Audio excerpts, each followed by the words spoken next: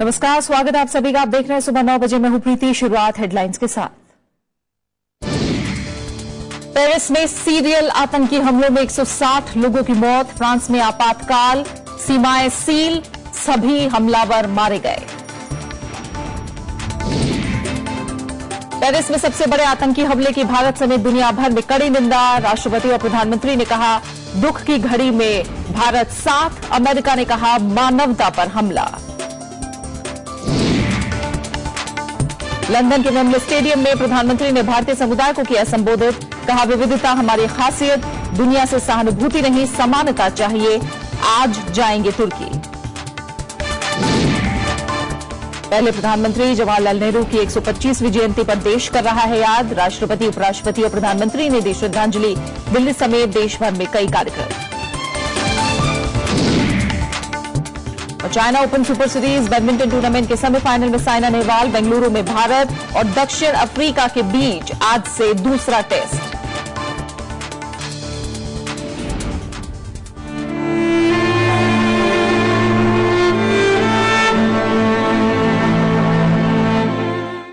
आज पहली खबर बुलेटिन में फ्रांस से है, जहां की राजधानी पेरिस में हुए सीरियल आतंकी हमलों में कम से कम 160 से ज्यादा लोगों के मारे जाने की खबर है। विश्व युद्ध के बाद इसे फ्रांस में सबसे बड़ा हमला बताया जा रहा है। स्थानीय समय के मुताबिक पेरिस में 6 जगहों पर एक साथ हमले किए गए।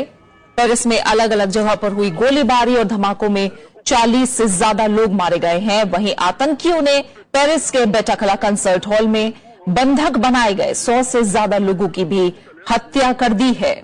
फ्रांस के राष्ट्रपति फ्रांसवा ओलांद ने राष्ट्र के नाम संदेश में आपातकाल की घोषणा की है। फ्रांस की सीमाओं को सील कर दिया गया है। पेरिस के लोगों को कहा गया है कि वो घर के अंदर ही रहें और बाहर ना निकलें। स्थानीय पुलिस की मदद के लिए सेना को भी तैयार रहने के निर्देश दिए गए हैं। सबसे घातक हमला बेटाकला आर्ट सेंटर के पास हुआ, जिसमें कम से कम 15 लोग मारे गए। इसी सेंटर में करीब 100 लोग बंधक बनाए गए, जिनके अब मारे जाने की खबर आ रही है। दूसरा हमला बेटाकला सेंटर से कुछ ही दूरी पर स्थित एक रेस्टोरेंट पिटाइट कैम्बोज के पास हुआ। तीसरा हमला पेरिस के नेशनल स्टेडियम से सटे एक बार के पास हुआ। उस वक्त स्टेडियम में फ्रांस और जर्मनी के बीच फुटबॉल मैच खेला जा रहा था। फ्रांस के राष्ट्रपति फ्रांसवा ओलांद ने भी मैच देख रहे थे, लेकिन उन्हें सुरक्षित निकाल लिया गया। फ्रांसीसी राष्ट्रपति ने G20 शिखर सम्मेलन में हिस्सा लेने के लिए तुर्की जाने का कार्यक्रम रद्द कर दिया है। अभी तक किसी संगठन ने इस हमले की जिम्मेदारी नहीं ली है, लेकिन माना यह जा रहा है कि इसके पीछे इस्लामिक स्टेट का हाथ हो सकता है, क्योंकि इस्लामिक स्टेट के समर्थक सोशल मीडिया पर इस हमले को लेकर खुशी जता रहे हैं। फ्रांस के राष्ट्रपति फ्रांसवा ओलांद ने मंत्रिमंडल सहयोगियों के साथ घटनास्थल का जायजा भी लिया है। La seconde décision que j'ai prise, c'est la fermeture des frontières. Nous devons nous assurer que personne ne pourra rentrer pour commettre quelque acte que ce soit. Et en même temps que ceux qui auraient pu commettre des crimes qui sont hélas constatés puissent également être appréhendés s'ils devaient sortir du territoire. वहीं इस आतंकी घटना की Bharat, America और Britain समेत अंतर्राष्ट्रीय समुदाय ने कड़ी निंदा की है और फ्रांस को हर मुमकिन मदद की पेशकश की है। राष्ट्रपति प्रणब मुखर्जी ने ट्वीट करके आतंकी हमले पर अपनी संवेदना व्यक्त की।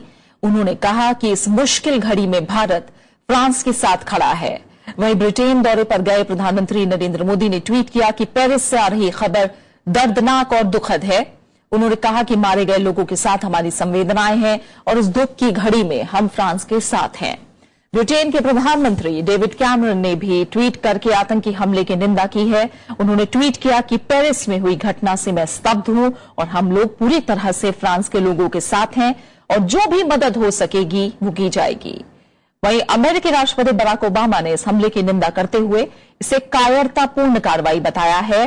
बराक ओबामा ने कहा कि ये मानवता पर हमला है और अमेरिका पूरी तरह से फ्रांस के साथ खड़ा है।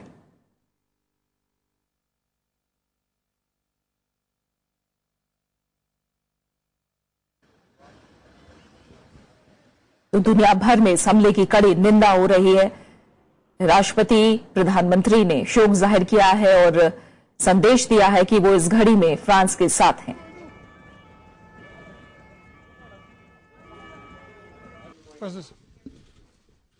This is an attack on all of humanity and the universal values that we share.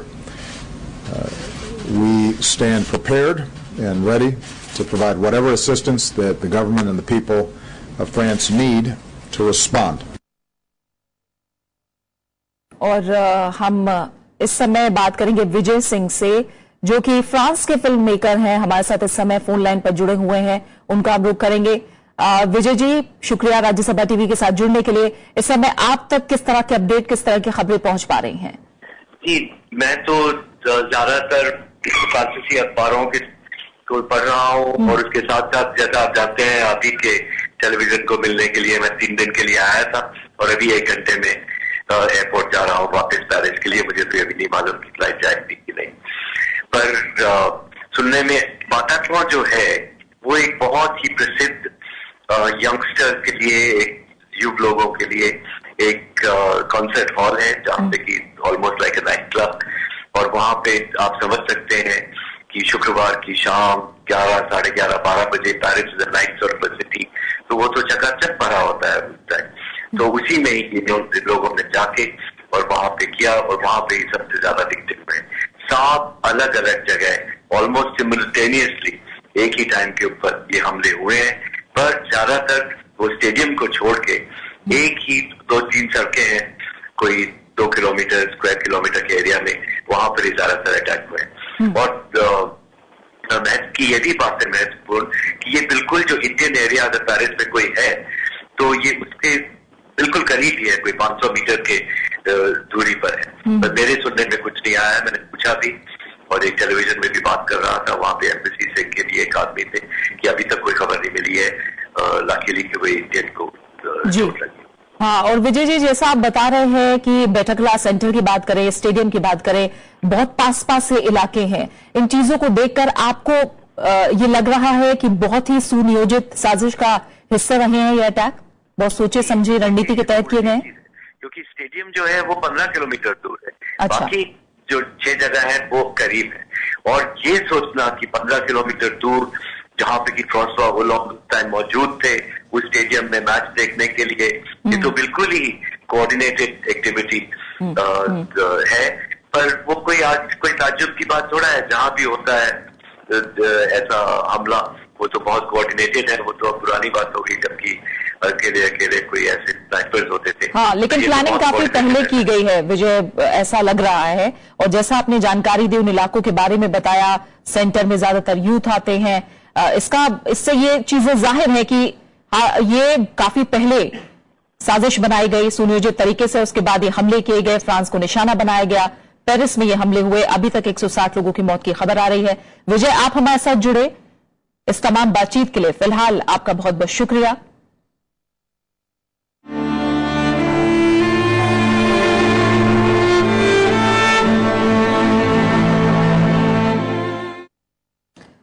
और आइए अब बात करते हैं प्रधानमंत्री नरेंद्र मोदी के ब्रिटेन दौरे से जुड़ी खबरों की।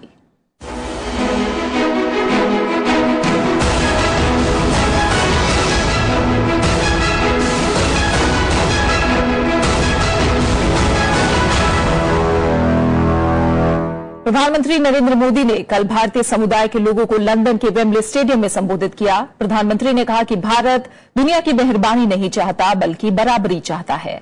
उन्होंने कहा कि भारत की विविधता हमारी आन बान और शक्ति है। इस मौके पर ब्रिटेन के प्रधानमंत्री डेविड कैमरन भी मौजूद थे। Ache din zaro ayega. Ladies and gentlemen, please join me in welcoming Prime Minister Narendra Modi.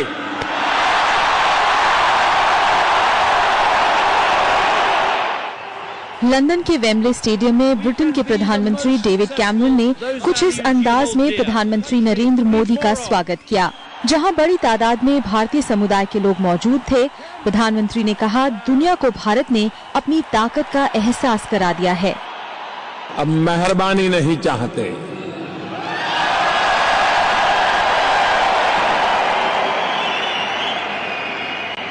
अगर हम चाहते हैं तो बराबरी चाहते हैं, बराबरी। और मैं 18 महीनों के अनुभव से कह सकता हूं कि आज भारत के साथ जो भी बात करता है वो बराबरी से बात करता है। प्रधानमंत्री ने कहा कि देश विकास की नई ऊंचाइयों की ओर तेज गति से चल रहा है और बहुत जल्द इसके नतीजे दिखने शुरू हो जाएंगे। जब मैं एफडीआई की बात करता हूं तो उसका एक महत्वपूर्ण पहलू तो है फॉरेन डायरेक्ट इन्वेस्टमेंट, लेकिन मेरे लिए दूसरा भी महत्वपूर्ण पहलू है फास्ट डेवलप इंडिया। असहिष्णुता के मुद्दे पर देश में आलोचनाओं का सामना कर रहे प्रधानमंत्री नरेंद्र मोदी ने कहा कि भारत विविधताओं से भरा देश है और विविधता हमारी आन बान शान है, जो हमारी ताकत और गौरव है।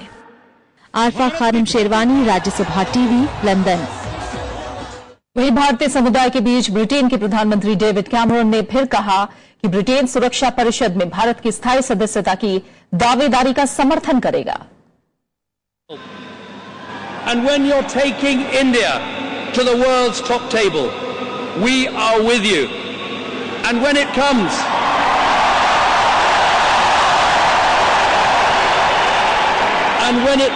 to the United Nations, we know what needs to happen. India with a permanent seat at the UN Security Council.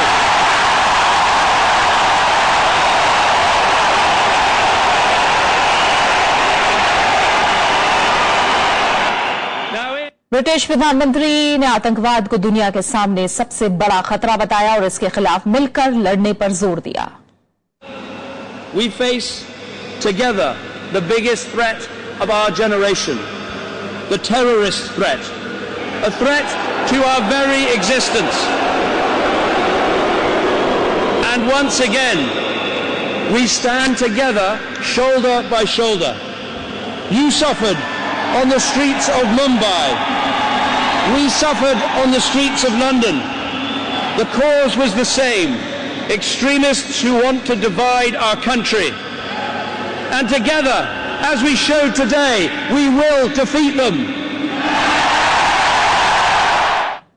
London की वेम्बली स्टेडियम में कल प्रधानमंत्री नरेंद्र मोदी के संबोधन से पहले तमाम रंगारंग कार्यक्रम भी पेश किए गए। देखिए इसी की कुछ झलकियां।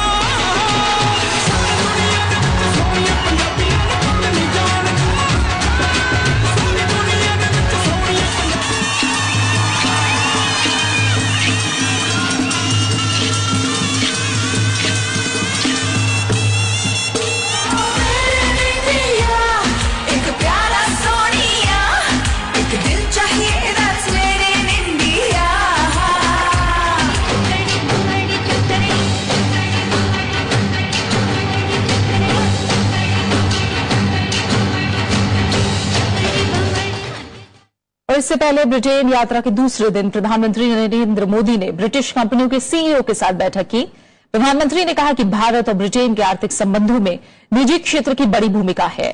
प्रधानमंत्री ने ब्रिटिश कंपनियों से मेक इन इंडिया में साझेदार बनने का न्योता दिया। वहीं ब्रिटेन के प्रधानमंत्री कैमरन ने कहा कि दोनों देश आर्थिक संबंधों को आगे ले जाने के लिए तैयार हैं। प्रधानमंत्री ब्रिटेन की महारानी एलिजाबेथ द्वितीय की तरफ से आयोजित भोज में भी शामिल हुए। प्रधानमंत्री नरेंद्र मोदी ने ब्रिटेन यात्रा के दूसरे दिन लंदन में बड़ी ब्रिटिश कंपनियों के सीईओज के साथ बैठक की। इसमें रॉल्स रॉयस और वोडाफोन जैसी कंपनियों के सीईओ मौजूद थे। प्रधानमंत्री ने मेक इन इंडिया में साझेदार बनने, रेलवे और रक्षा समेत दूसरे क्षेत्रों में निवेश करने का न्योता दिया और इस ओर भारत की तरफ से उठाए गए कदमों की जानकारी दी। अगर यूके के लोग भारत से जुड़ते हैं या भारत यूके से जुड़ते हैं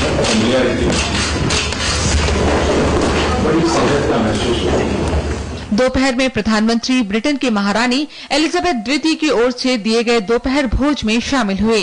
इस दौरान उनका गर्मजोशी से स्वागत किया गया। लंदन में प्रधानमंत्री नरेंद्र मोदी के जोरदार स्वागत के बीच विरोध के सुर भी दिखाई दे रहे हैं। गुरुवार को लंदन में सैकड़ों प्रदर्शनकारियों ने उनके खिलाफ प्रदर्शन किया। इसमें नेपाली, सिख और तमिल लोग शामिल थे जो असहनशीलता के मुद्दे पर अपनी नाराजगी जता रहे थे।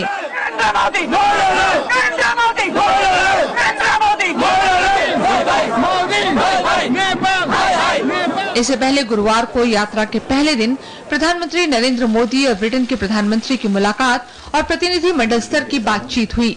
दोनों देशों के बीच करीब 9 अरब पाउंड के समझौते हुए हैं।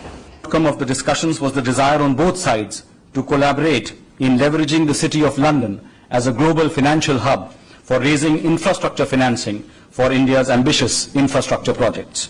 A total of 5 outcome documents and 11 MOUs were finalized today. दोनों देशों के बीच हुए समझौते के तहत वोडाफोन भारत में 1.3 अरब पाउंड का निवेश करेगा। सौर ऊर्जा के क्षेत्र में लाइट सोर्स अगले 5 साल में 2 अरब पाउंड का निवेश करेगी। वहीं इंटेलिजेंट एनर्जी भारत में 1.2 अरब पाउंड का निवेश करेगी। स्वास्थ्य के क्षेत्र में King's College Hospitals Foundation Trust और Indo UK health care Chandigarh में एक अस्पताल खोलेंगे और चिकित्सा क्षेत्र में सौदा 1 अरब पाउंड का होगा। Indiabulls British startup bank OakNorth में 6.6 करोड़ पाउंड का निवेश करेगी। येस बैंक और लंदन स्टॉक एक्सचेंज के बीच एक करार पर भी हस्ताक्षर किए गए हैं। इसके अलावा असैन्य परमाणु करार पर भी हस्ताक्षर किए गए। इसके साथ जलवायु परिवर्तन और आतंकवाद से दोनों देश मिलकर निपटेंगे। ब्रिटिश प्रधानमंत्री डेविड कैमरन ने संयुक्त राष्ट्र सुरक्षा परिषद में भारत की स्थायी सदस्यता का समर्थन किया है।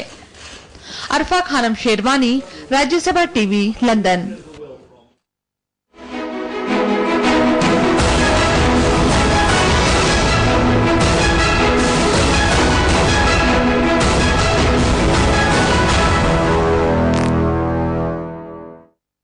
और फिलहाल एक छोटा सा ब्रेक और ब्रेक के बाद याद करेंगे पहले प्रधानमंत्री जवाहरलाल नेहरू को उनकी जयंती पर।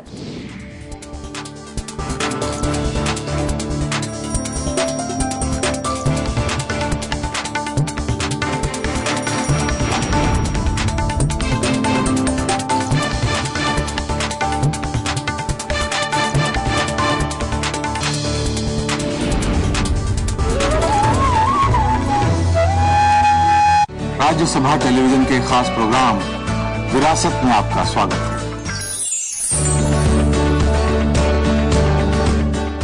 नया कलेवर, नया अंदाज, नए रूप में विरासत का आगाज। देखिए हर बार नया किरदार। उनकी नजर उनका शहर के बाद विरासत का इंद्रधनुषी संसार, सिर्फ राज्यसभा टीवी पर। आजादी के बाद कैसे बदला परिवेश, कैसे बनी संसद, कैसे उठा देश। When the world sleeps, India will awake to life and freedom. कौन थे वो लोग जो दे गए हमको शानदार विरासत, लोकतंत्र की मजबूत इमारत।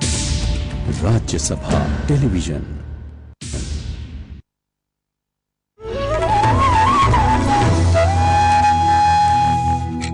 बिहार में हार के बाद पार्टी नेतृत्व की सार्वजनिक आलोचना करने वाले वरिष्ठ नेताओं के खिलाफ कार्रवाई की खबर का बीजेपी ने खंडन किया है। मोदी सरकार के 2 मंत्री इस बारे में सफाई पेश कर चुके हैं। उनका कहना है कि पार्टी वरिष्ठ नेताओं की आलोचना को गंभीरता से लेती है।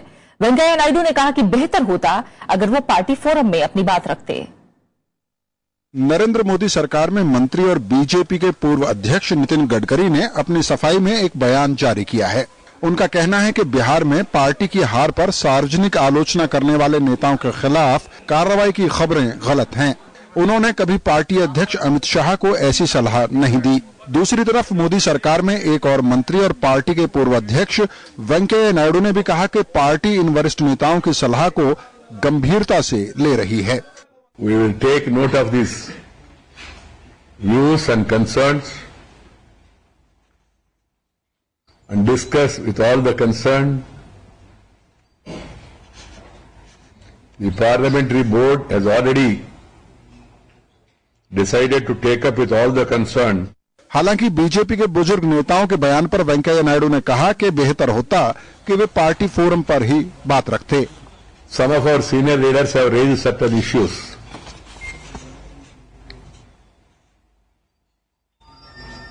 It would have been better if these issues were raised in party forums rather than public. Lal Krishna Advani, Murli Manohar Joshi, Shanta Kumar और यशवंत सिन्हा ने बिहार चुनाव में पार्टी की हार के बाद एक लिखित बयान में नेतृत्व की कड़ी आलोचना की थी। बीजेपी में चल रही बयानबाजी पर विपक्ष अब चुटकी ले रहा है। आडवाणी जी, मुरली मनोहर जोशी और Yashwant Sinha ji and all these people, probably the senior most in the BJP, instead of getting respect, they are humiliated. Not only that, there was no internal discussion. It was only a decision taken by 3 people and forced on the party. So at the end of the day, they came out with a statement which everybody thinks 100% right. एक समय party के विचारक रहे और party से निकाल दिए गए नेता गोविंदाचार्य भी बीजेपी नेतृत्व और पार्टी कार्यकर्ताओं में संवाद की कमी बता रहे हैं। इसमें किसी का आरोप प्रत्यारोप का सवाल नहीं है कि भैया पार्टी में संवाद और विश्वास की कमी है आपस की। बीजेपी की हार पर बिहार राज्य के कई सांसदों और नेताओं ने पार्टी नेतृत्व की आलोचना की है।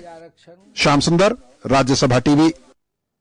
बिहार में सरकार गठन की तैयारियां चल रही हैं। इस कवायद में पटना में महागठबंधन के सभी विधायकों की आज बैठक होगी, जिसमें नीतीश कुमार को नेता चुनने की औपचारिकता पूरी की जाएगी। इससे पहले पटना में कल आरजेडी के विधायक दल की बैठक हुई। इसमें पार्टी के नवनिर्वाचित 79 विधायकों ने हिस्सा लिया। बिहार विधानसभा चुनाव में आरजेडी को 80 सीटें मिली हैं। बैठक में आम सहमति से नीतीश कुमार को महागठबंधन का नेता माना गया।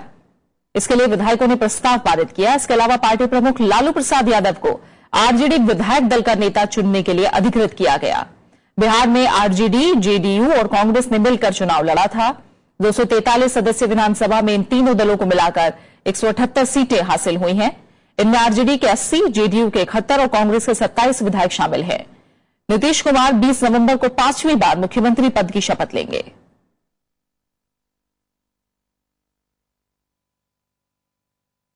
देश के पहले प्रधानमंत्री और आधुनिक भारत के निर्माता पंडित जवाहरलाल नेहरू की आज 125वीं जयंती है। इस मौके पर देश उन्हें याद कर रहा है। राजधानी दिल्ली समेत देश भर में पंडित नेहरू की याद में कई कार्यक्रम हो रहे हैं।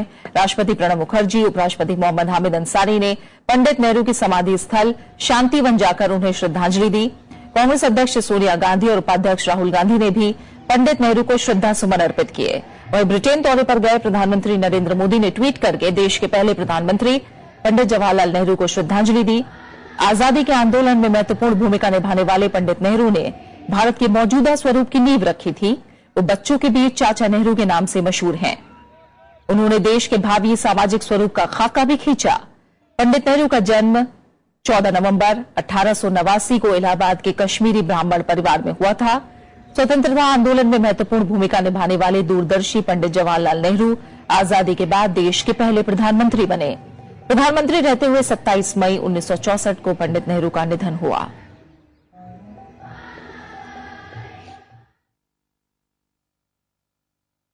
दिल्ली के प्रगति मैदान में आज से 35वां अंतर्राष्ट्रीय व्यापार मेला शुरू हो रहा है, जो 27 नवंबर तक चलेगा। फिलहाल इसमें कारोबारी शामिल हो सकते हैं और 19 नवंबर से ये आम लोगों के लिए खोल दिया जाएगा। इस मेले में भारत समेत दुनिया भर की 7000 कंपनियां हिस्सा ले रही हैं। बात क्रिकेट की करते हैं। भारत और दक्षिण अफ्रीका के बीच दूसरा टेस्ट आज से बेंगलुरु में खेला जाएगा।